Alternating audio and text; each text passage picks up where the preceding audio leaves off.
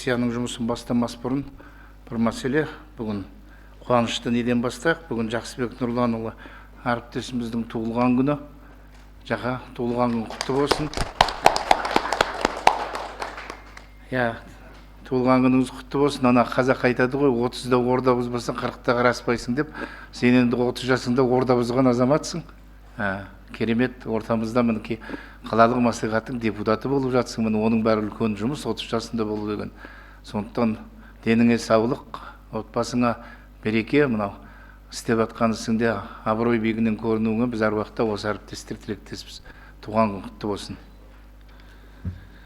Так, ендеше жұмысымызды бастайық. Құрметті депутаттар, Тараз қалалық мәслихатының кезектен тыс 22-ші сессиясына 26 депутаттан 20 депутат қатысып отыр. Қатысып отырған депутаттар саны сессияны ашуға мүмкіндік береді. Кезектен тыс 22-ші сессияның жұмысы ашық деп жариялауға рұқсат етіңіздер.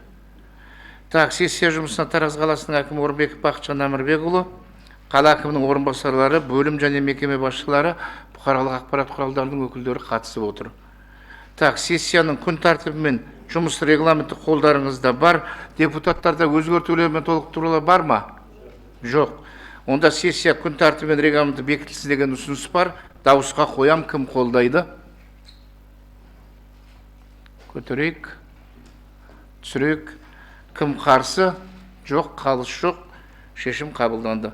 Құрметті депутаттар, күн тәртібіндегі бірінші мәселе Тараз қаласында бөлшек салықтың арнаулы салық режимін қолдану кезінде салық мөлшерлемесін бекіту туралы баяндама жасау үшін сөз қала әкімдігінің кәсіпкерлік және өнеркәсіп бөлімінің басшысы Рүстембаев Жандос Темірханұлына беріледі.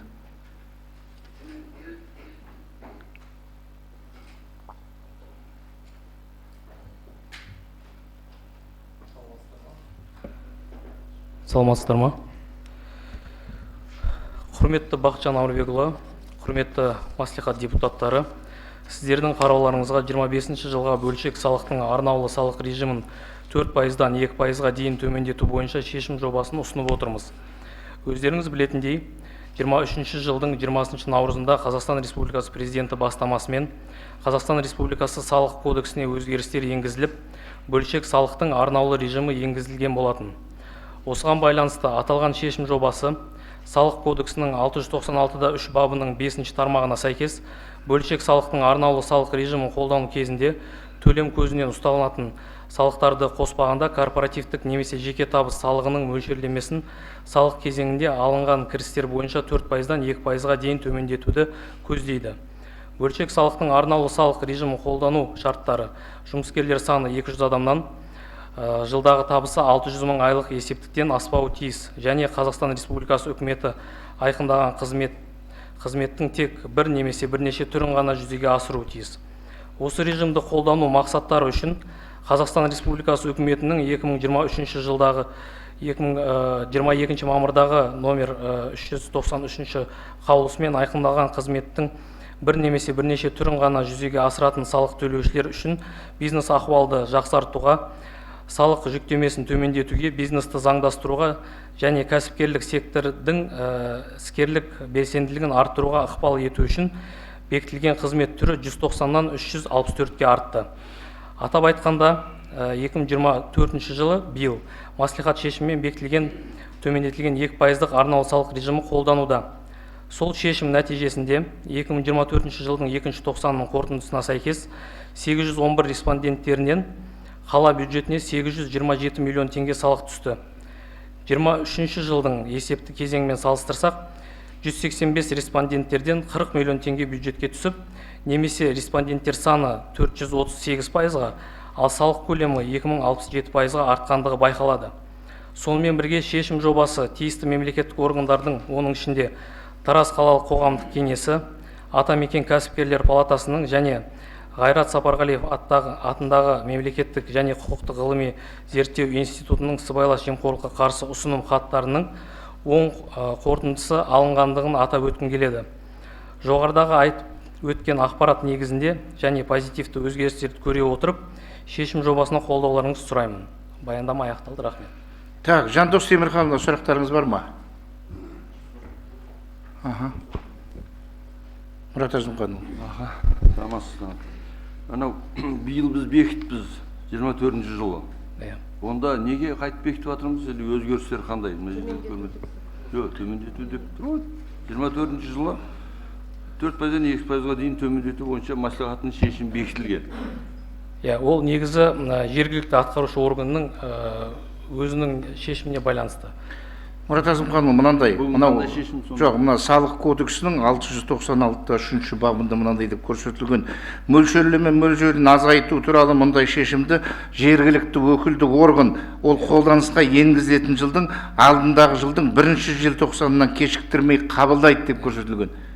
Ол қабылданған жылдан кейінгі жылдың 1 қаңтарынан бастап қолданысқа енгізіледі және ресми жариялануға жатады деп осындай бап бар. Сондықтан да біз қазір мына 1 желтоқсанға дейін бұны қабылдауымыз керек. 1 қаңтардан бастап ол күшіне енеді.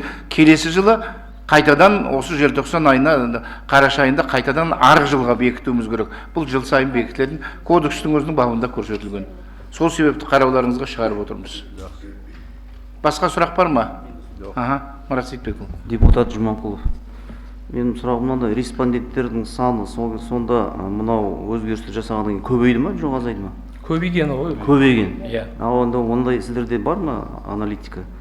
Үлесі қандай бұл жерде? Кіші кәсіпкерлік қайсысы? Средний, малый бизнес? Біз жалпы қазір ақпаратты алдық. өсіп отыр? Не үшін өсіп отыр? Біріншіден, мына жерде байқасаңыздар, ненің мына жылдағы табысы 600 мың айлық есептік деп жатырмыз ғой. Сол 2,2 миллиардқа дейін оборот жыл сайын сол көбейген. Оборотпен неғылыстырмыз сонда сіздер? И одан кейін мынау неде окет көбейген. Түсінікті, жақсы болды. Қызмет түрі 190-нан 364-ке көбейген. Рахмет. Так, бар ма тағы да сұрақтарыңыз? Жоқ па? Рахмет, отыра беріңіз. Құрметті әріптестер, осы мәселе бойынша шешім жобасы қолдарыңызда бар. Шешім жобасын дауысқа қоям. Кім қолдайды? Түсірейік. Қарсы? Жоқ, қалыс жоқ, шешім қабылданды. Күн тәртібінің келесі мәселесін Тараз қаласы мәслихатының 2023 жылғы 27 желтоқсандағы Тараз қалалық аумақтық және учаскелік сайлау комиссияларының құрамын қалыптастыру туралы 11-4 шешіміне өзгерістер енгізу туралы. Бұл мәселе бойынша да шешім жобасы қолдарыңызда бар. Шешім жобасын дауысқа қоям. Кім қолдайды? Түсірейік. Қарсы? Жоқ, қалыс жоқ, шешім қабылданды. Келесі мәселе Тараз қаласы әкімдің жанындағы кәмелетке толмағандардың істері және олардың құқықтарын қорғау жөніндегі комиссияның құрамын бекіту туралы Тараз қалалық мәслихатының 2022 жылғы 4 ақпандағы 12-6 шешіміне өзгерістер енгізу туралы. Бұл мәселе бойынша да шешім жобасы қолдарыңызда бар. Дауысқа қоям. Кім қолдайды? Түсірейік. Қарсы?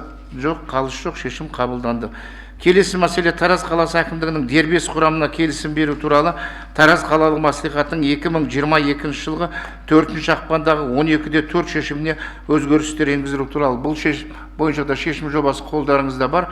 Дауысқа қоям. Кім қолдайды? Түсірейік. Қарсы? Жоқ, қалыс жоқ, шешім қабылданды. Құрметті әріптестер, кезектен тыс 22 сессияның күн тәртібіне енгізілген мәселелер қарады. Жүргізу тәртібі бойынша ескертулер бар ма? Сессияның жұмысын жабық деп жариялауға рұқсат етіңіздер. Шақырылғандар, келгендеріңізге рахмет. Депутаттар, аппарат қалсаңыздар бір 5-10 минут. Пожалуйста.